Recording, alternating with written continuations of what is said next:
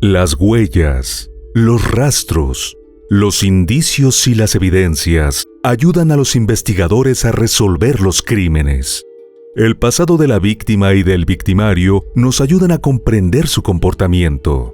Todo esto forma parte del expediente criminal. Y aquí te lo presento. Soy Ángel y te doy la bienvenida a este canal.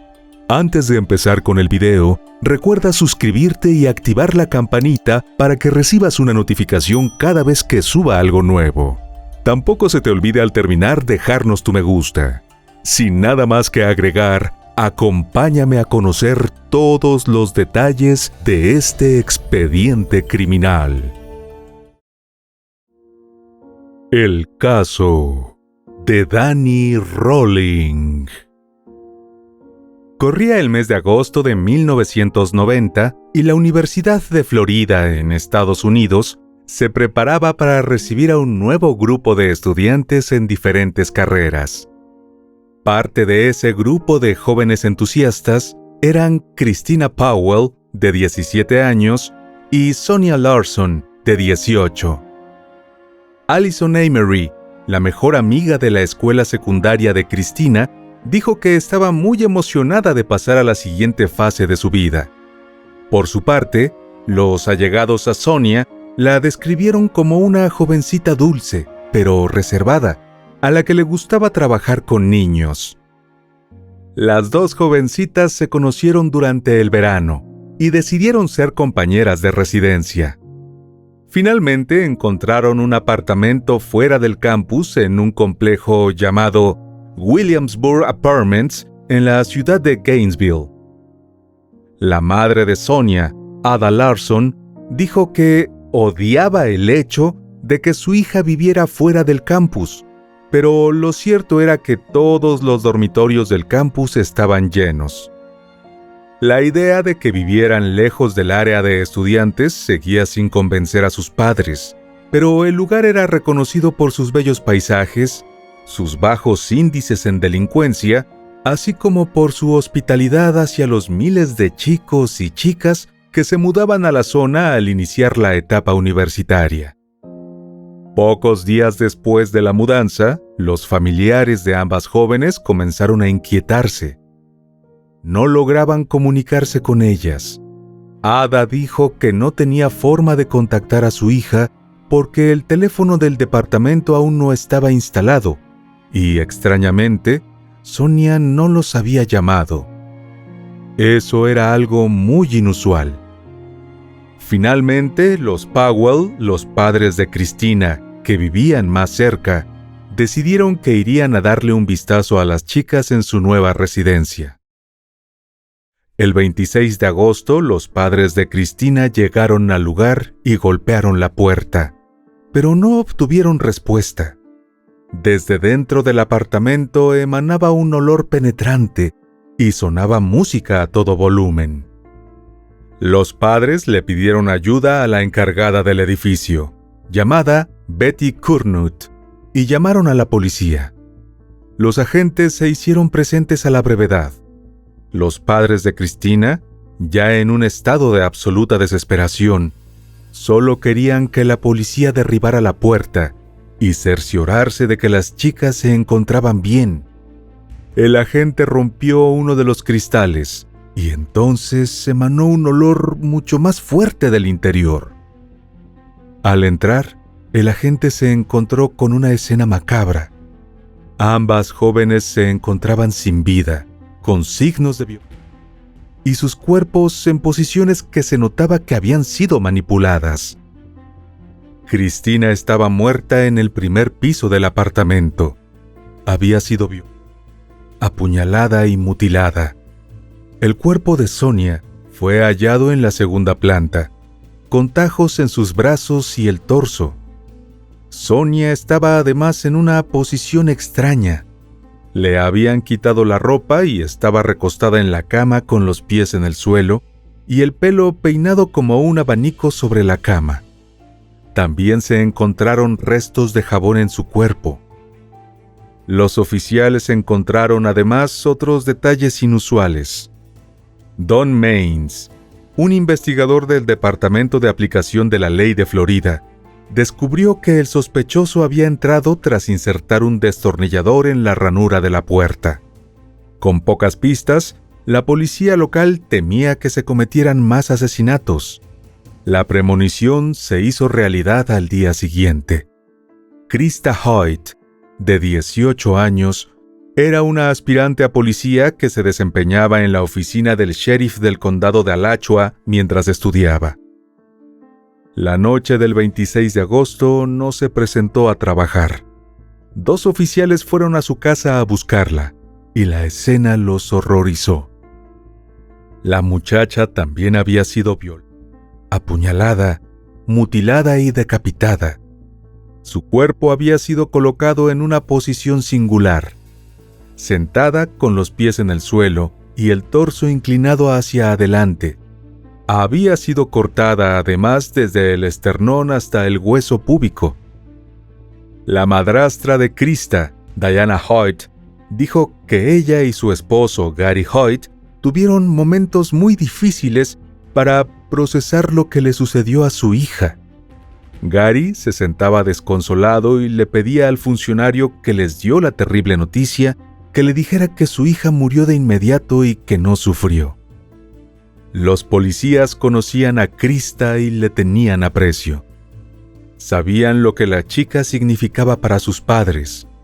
Le dijeron a Gary que murió inmediatamente después de la primera puñalada, que era la verdad.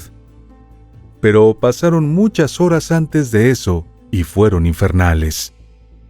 Por segundo día consecutivo, las autoridades se vieron ante una escena espeluznante, similar a la encontrada en la casa de Cristina y Sonia. Estaba actuando un asesino en serie, y los investigadores analizaron su modus operandi.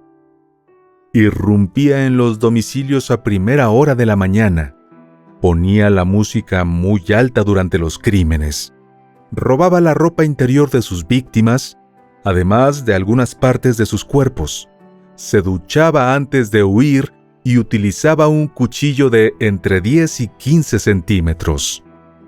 Los medios de comunicación se hicieron eco de ambos sucesos, y en el campus de la universidad no se hablaba de otra cosa.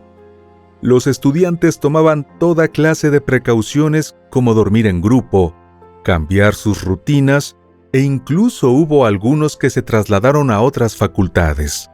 Se respiraba miedo. Pero el auténtico pánico estalló el 27 de agosto. Tras lo ocurrido a Tracy Pauls y Manuel Manny Taboada, de 23 años. Él soñaba con ser arquitecto, y ella esperaba convertirse en abogada. Los 2 jóvenes habían sido amigos desde la escuela secundaria y acababan de empezar a vivir juntos. Ambos fueron las siguientes víctimas de este terrible asesino, que elevó a 5 su cifra de víctimas mortales y sembró el terror. Manuel fue asesinado y presentó signos de lucha. Tracy tenía la boca sellada con precintos y las muñecas inmovilizadas también con precintos.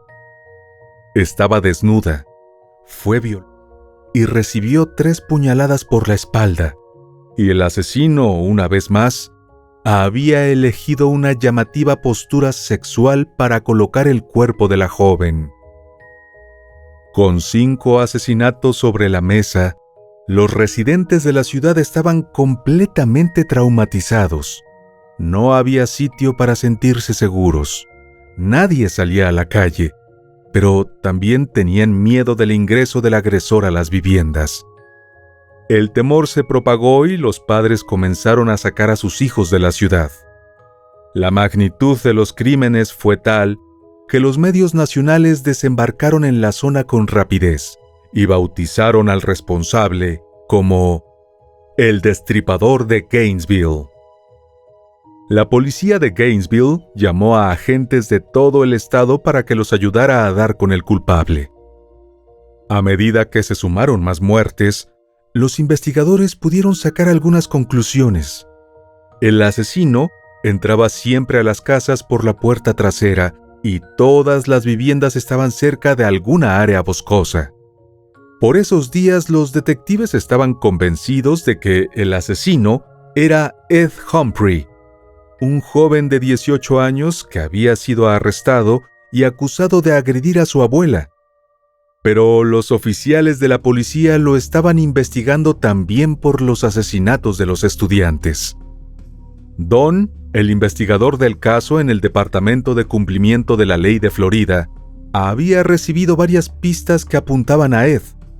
El joven era conocido por llevar cuchillos, había dejado la medicación para un trastorno mental y tenía cicatrices visibles en la cara de un accidente de auto. El muchacho fue detenido pocos días después de los asesinatos y encarcelado bajo fianza por un cuantioso monto de $1 millón. El fiscal del estado declaró que cuando los investigadores registraron su casa, encontraron revistas sobre cuchillos, pistolas y chicas. El problema al relacionarlo con los asesinatos era que su sangre no coincidía con los rastros hallados en las escenas. Para complicar más la teoría inicial de los policías, Ed todavía estaba bajo custodia cuando los investigadores descubrieron que las muertes en Gainesville tenían muchos puntos en común con una serie de homicidios sin resolver en Shreveport, Luisiana. El caso de Shreveport había sucedido el 4 de noviembre de 1989, meses antes de las muertes en la zona universitaria. William Grissom, de 55 años, su hija Julie Grissom, de 24 años, y su nieto de 8 años, Sean Grissom, fueron asesinados de forma brutal en su casa. El cuerpo de la joven había sido colocado en una posición similar a la de las mujeres de Gainesville.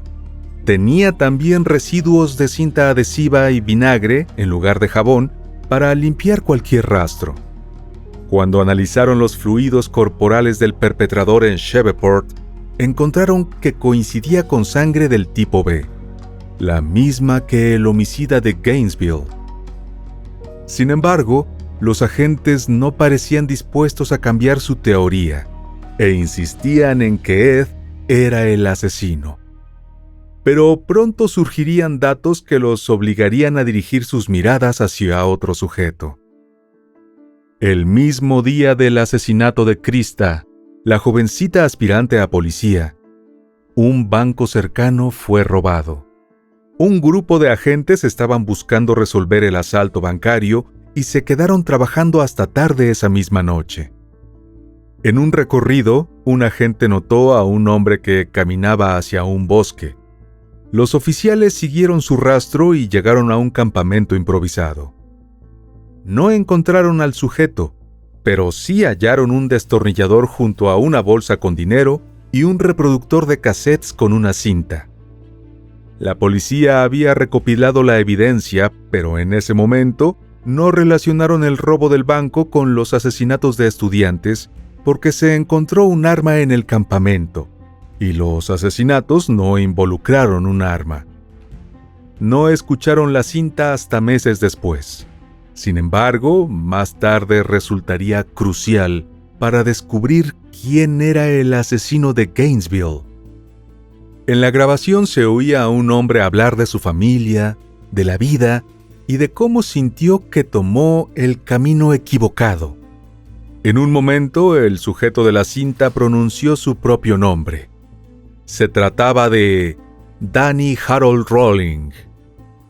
Danny nació el 26 de mayo de 1954 en Shreveport, Luisiana, Estados Unidos, en el seno de una familia marcada por la violencia ejercida por parte de su padre, James Rolling, un veterano de guerra con estrés postraumático reconvertido en policía. El hombre no solo se comportaba de forma violenta y agresiva con su mujer, Claudia, sino que también abusaba física y psicológicamente de sus hijos, entre ellos Danny. Día tras día el muchacho sufría continuos golpes y palizas. Poco a poco su mente se fue distorsionando y desarrollando diversos trastornos, entre ellos un desorden antisocial, un trastorno límite de la personalidad, además de parafilias sexuales y voyerismo. También encontró otros refugios. Por un lado, la música y el arte, y por otro, el consumo de alcohol y drogas. Este cóctel, sumado a una depresión, le llevó a tratar de suicidarse tras una fuerte pelea con su padre en la adolescencia. La situación era insostenible y tenía que poner tierra de por medio. Dejó los estudios y se alistó en el ejército. Sin embargo, en 1972, lo echaron de la Fuerza Aérea de los Estados Unidos por consumo de estupefacientes y no tuvo más remedio que regresar. Otras versiones indicaron que fue dado de baja porque no demostraba la madurez necesaria para las tareas que debía llevar a cabo, y que su madre fue notificada de esa situación.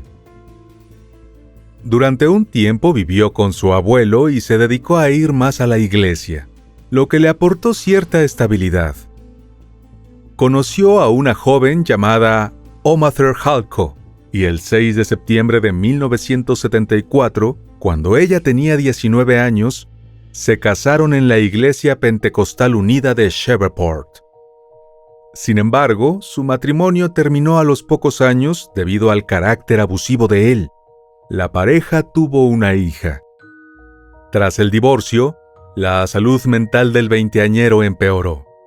Y ahí fue cuando inició su carrera delictiva.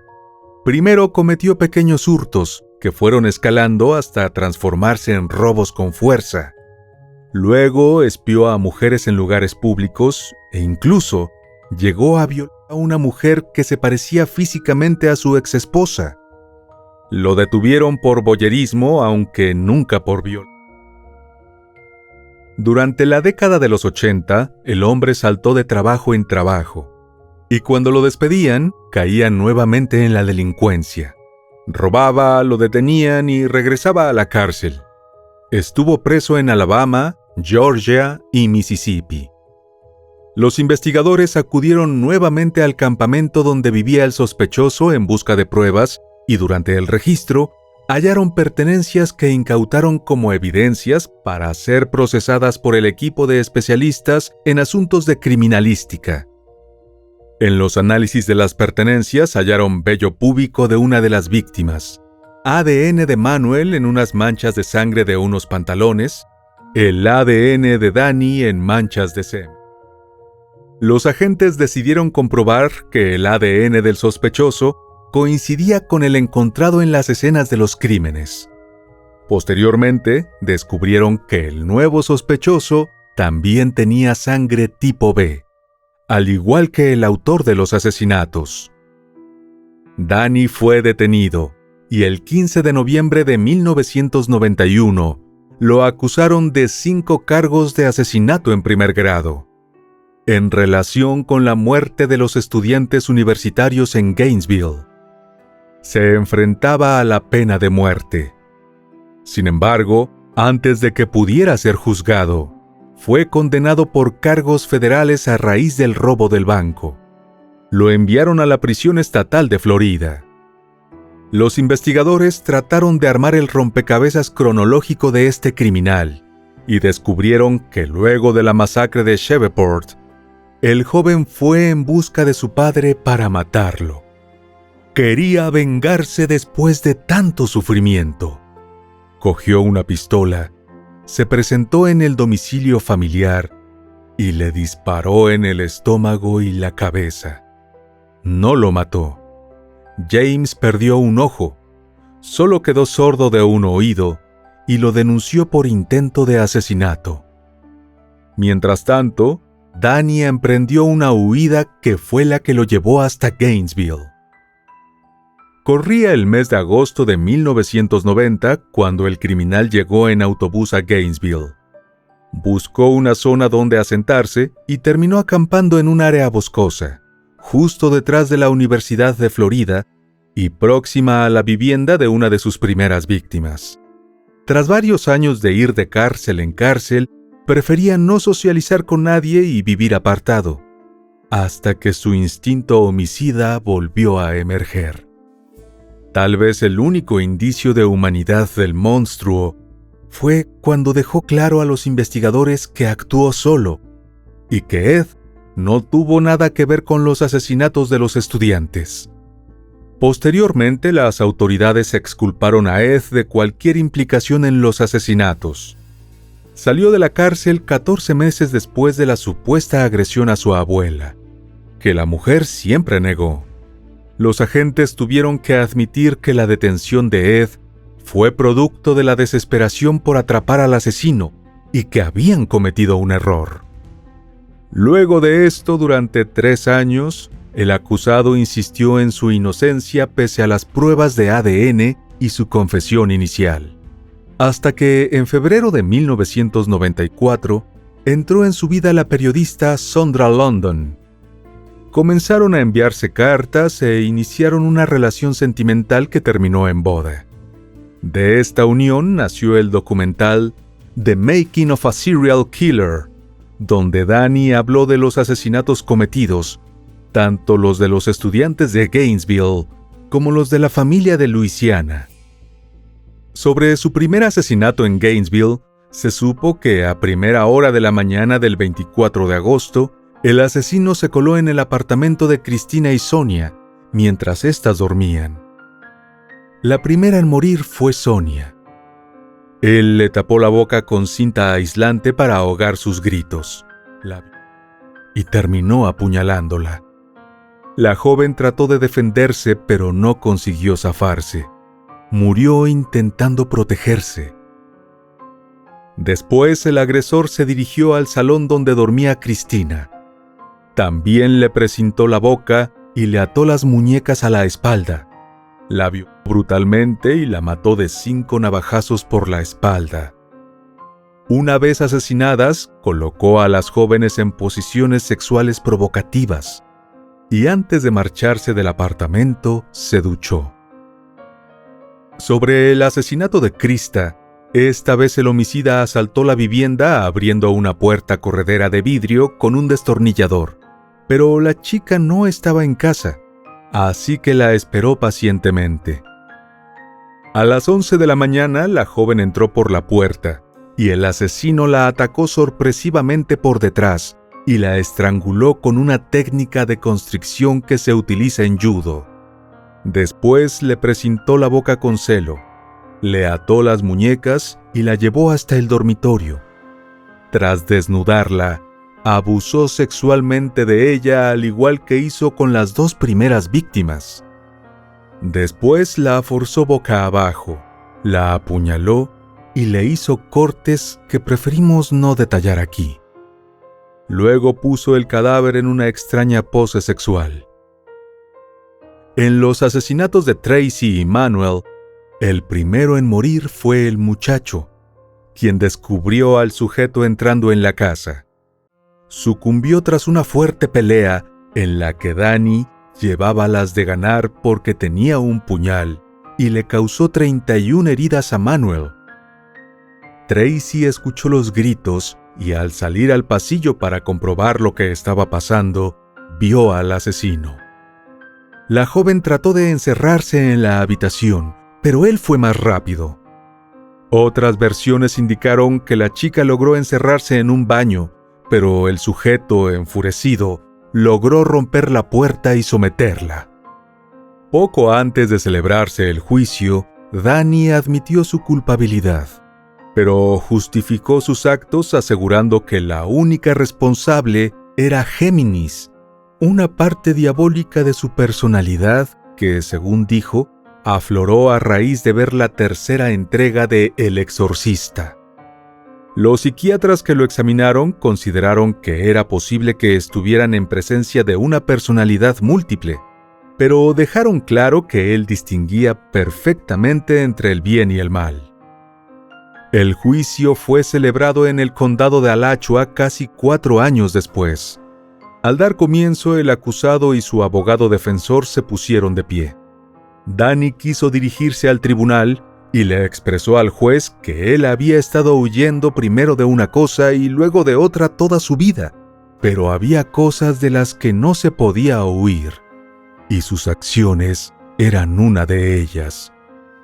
Se declaró culpable de todos los cargos, pero como se enfrentaba a la pena de muerte, aún era necesario que un jurado escuchara las pruebas y formulara una recomendación al juez sobre el castigo que debería aplicar: cadena perpetua o muerte. Esta confesión se realizó frente a los familiares de las víctimas, quienes buscaban justicia, así como también algo de entendimiento sobre tan terribles actos contra sus seres amados. Los miembros del jurado vieron las fotografías de las escenas de los crímenes, de las mutilaciones de los cuerpos y del estado en que el acusado dejó a sus víctimas. También escucharon decenas de declaraciones de testigos, de las autoridades competentes en la investigación y, por supuesto, las del propio asesino. El acusado se escudó en los abusos físicos y psicológicos sufridos cuando era niño y argumentó que eso lo llevó a cometer los homicidios. Pero esa fue una teoría que no convenció al jurado. Y finalmente, lo declararon culpable de 5 cargos de asesinato en primer grado. Un mes después, en abril de 1994, el juez lo sentenció a la pena capital por inyección letal. Durante el tiempo que estuvo en el corredor de la muerte, se casó con Sondra y concedió múltiples entrevistas. Su ejecución se produjo el 25 de octubre de 2005 en la prisión estatal de Stark. Su último deseo fue comer cola de langosta, camarones, patatas al horno, tarta de queso con fresas y té dulce. En el exterior del recinto se congregaron manifestantes a favor y en contra de la pena de muerte. Los que se oponían, cerca de un centenar, se colocaron en círculo, rezaron y entonaron himnos tales como Kumbaya y Blowing in the Wind. Aquellos que estaban a favor portaban carteles con consignas como, por ejemplo, «Mata al asesino». A las 6 de la tarde le inyectaron una mezcla de hipnóticos, sedantes y analgésicos. Sus últimas palabras fueron las de una canción de gospel que decía: «Nadie más grande que tú, Señor, nadie más grande que tú». Durante 13 minutos, Danny Rowling, denominado por los medios el Destripador de Gainesville, cantó esta estrofa sin parar mientras miraba a los familiares de las víctimas. Murió a los 52 años. El fiscal estatal de Gainesville, Bill Zerbone, que describió a Danny como la cara del mal que ensombrece a la comunidad, aseguró que con su ejecución se había eliminado esa sombra. Las familias cuyos seres queridos fueron asesinados en Gainesville dijeron estar agradecidas por el sencillo monumento conmemorativo levantado en honor a las víctimas y que permanece hasta hoy en día. En un tramo de carretera que atraviesa la ciudad hay un muro cubierto de grafitis. Un trozo de este muro ha permanecido inalterado durante más de 30 años. La sección donde están pintados los nombres de las 5 víctimas en recuerdo: Sonia Larson, Christina Powell, Krista Hoyt, Manuel Taboada y Tracy Pauls. Es un lugar al que todas las familias pueden ir y ver que los nombres de sus hijos siguen viviendo allí. Las víctimas se han ido, pero su recuerdo tiene que perdurar siempre. La historia del Destripador de Gainesville impactó en los 90 a Kevin Williamson, un guionista que buscaba destacarse en Hollywood. El joven escuchó sobre los asesinatos mientras miraba televisión y utilizó los hechos como base de la película Scream, estrenada en 1996, y uno de los largometrajes de terror más recordados de las últimas décadas. Y bueno, querido oyente, hasta aquí el caso de hoy. Te espero en otra entrega para que juntos analicemos todos los detalles de los más terribles crímenes de la historia. Nos vemos hasta el otro expediente criminal. ¡Adiós!